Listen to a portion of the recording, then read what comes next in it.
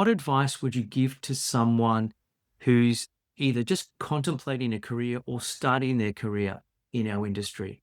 Well, I mean, I'd tell them number one, you've joined a great industry. Yeah, you've joined an industry where you can grow very quickly. What I would say is, don't be in a rush. Mm, I think a lot of people these days expect the promotion within 6 months and want to move on. If you want to be successful, you need to start from the ground and understand the ins and outs of a hotel, both front of house and heart of house, to make sure that as you do grow, then you understand and have a total, complete knowledge of the business that eventually maybe you'll run one day. Be open to any opportunity that comes up. And especially if opportunities come up these days that might not be in the same city that you are or the same country, because that experience you can get, especially if you get to work abroad, is amazing. Working in different cultures and with different people and different standards. To me, that is very, very, very important, and will put them in good stead going forward. And ultimately, enjoy what you do. Love what you do. If you're waking up in the morning and you're not getting out of bed excited for the day, then maybe you're in the wrong role. And life's too short. You got to enjoy, embrace, and be positive. I've always been a glass half full.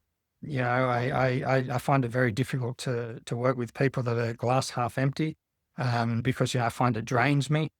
Be positive. Get in. Always be the first to put your hand up if something needs to be done. If there's a project that needs to be done, then again, put your hand up, even if you know nothing about it. You'll that's the way you learn. And I never forget when I got my first director of food and beverage role. I was at the Intercontinental Malta, and it was an opening, and I'd never done an opening before of a hotel, and wasn't a small hotel. It was 450 rooms, 4 restaurants, 3 bars, and conferencing up to 1,000. So it was also the biggest F&B department I'd ever experienced. And I remember one day I'd been there for about 3 months, and I started to think, oh my God, have I chewed off too much that I can do, and started to doubt myself. That's only natural, but you've got to try and get through that and challenge yourself, and opportunities will come. I think once you work your way back from that, that you think, well, and you accept that, okay, well, I could lose my job, or my boss might not be 100% happy with this piece of work. Once you work yourself back, you release the stress, and then you can think clearer, and you can get on with doing your best work. It's not going to go away.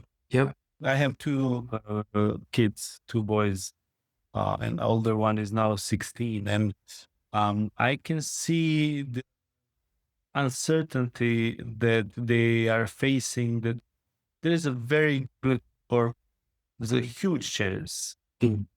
I don't know, I put the percentage now, but I remember even when I was studying 25 years ago, there was a UN study that showed back then that, I don't know, 30 or 40% of the people who, the things that they studied for would disappear throughout their lifetime. Yep. So this is a quarter of a century ago. Yep. I must imagine that the percentage is much higher now. Mm. So, it's a tricky part. We are teaching kids what to do in 20 years based on the best practices from 20 years ago. Yeah. Right? So this gap of 40 years maybe was not so problematic in the 50s or the 30s or 1880s. Yep. But God, it's problematic today. Yeah, with the rate of change. Yeah. And then you see one of the industries that I think if you were really good at it 20 years ago, I think you would be very good at it in 20 years from now. It's the hospitality industry. Yeah.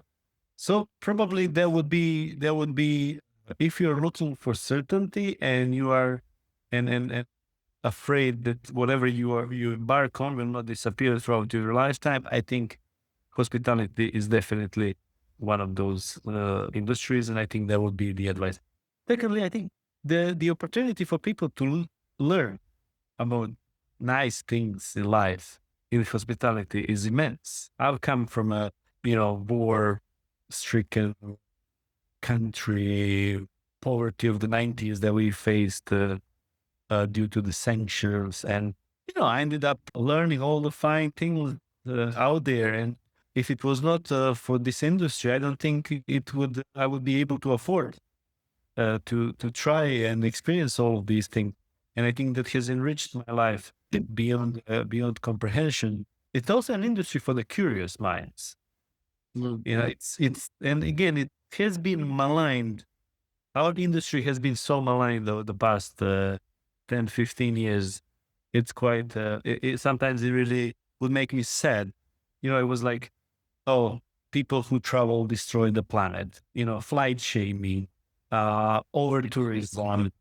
But then COVID came, and then it's like, oh, actually, the places where COVID spread is the restaurants, and we have to stop people from meeting each other. And it's so easy because our industry is made up of small businesses.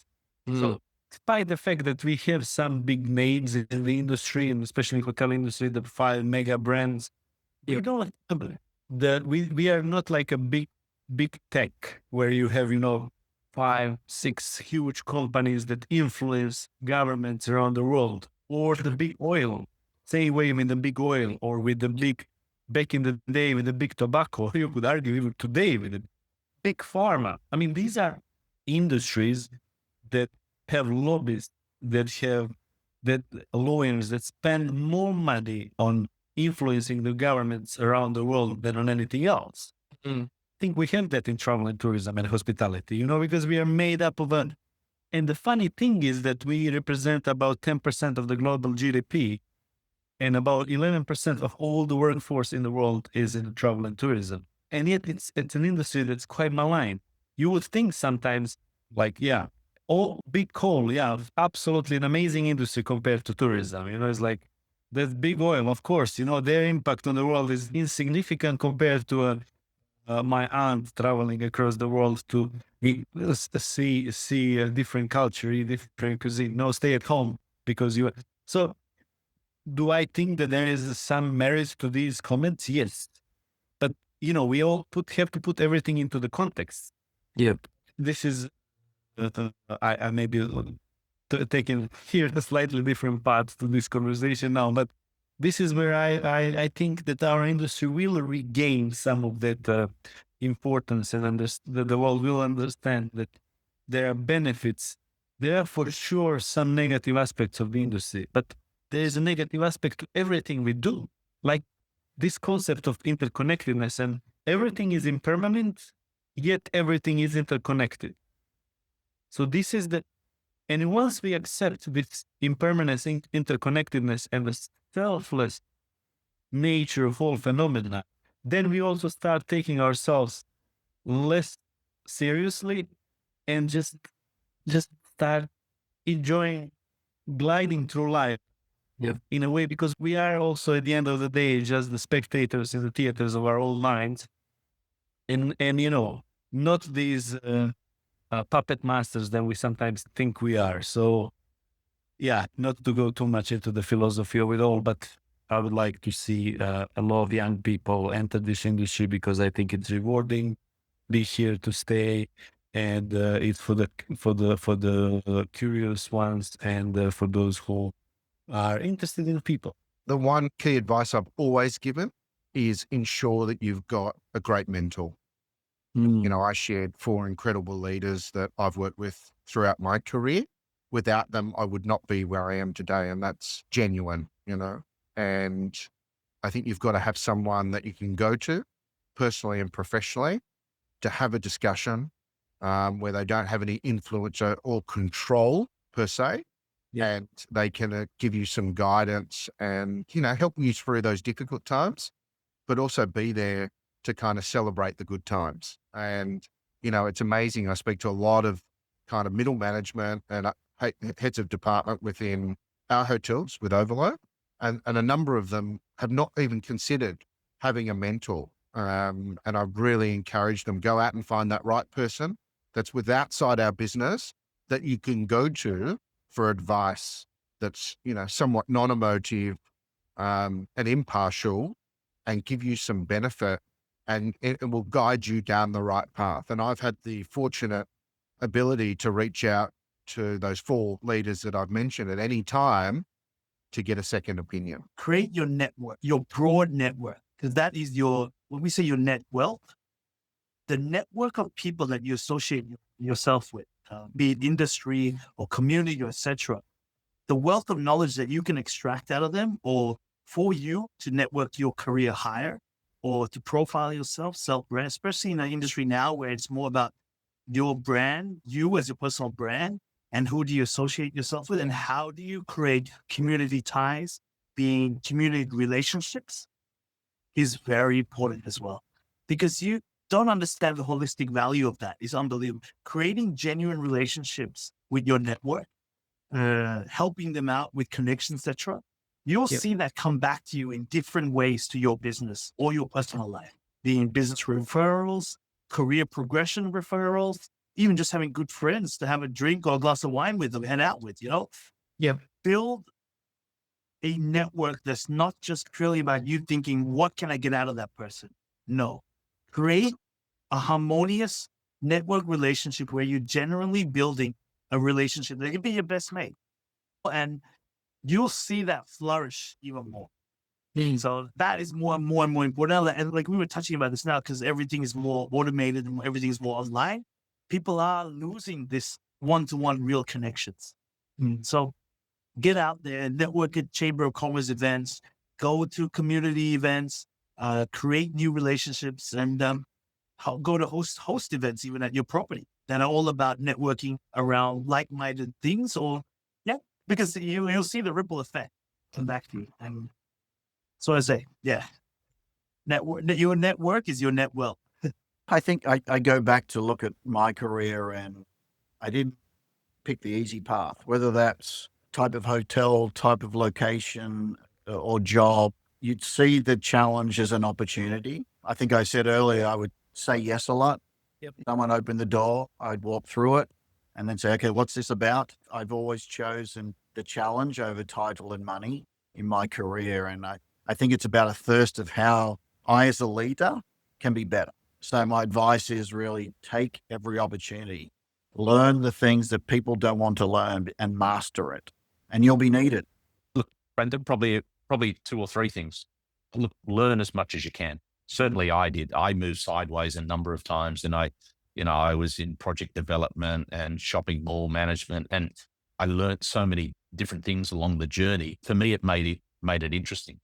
So in that respect, probably enjoy the journey, because it is a lifestyle. It's not a job. And it certainly made it very interesting for me. I turned 60 years old last year, and I still feel like I've got plenty in me and things that I want to contribute because I enjoy the industry so much. I think the other thing, be patient. This is, working for us, working in nearly 60 different countries now. You got to be very patient in the way that you operate. It certainly held me in good stead, and respectful.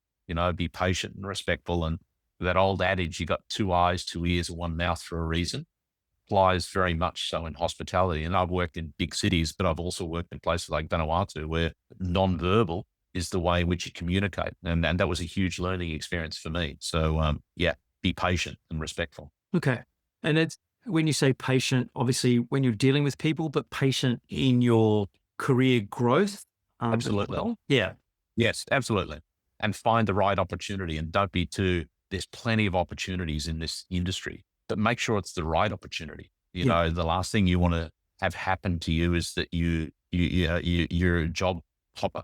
And I can see that more regularly now, that the job hoppers have less credibility in terms of building a solid career with a company with a foundation of excellence. It's much harder. If one likes challenges and move around the world, I think best job to have. Yep. Because in a hotel you have different jobs. Basically, you have front office, you have sales, you have marketing, you have chef, so you have general management.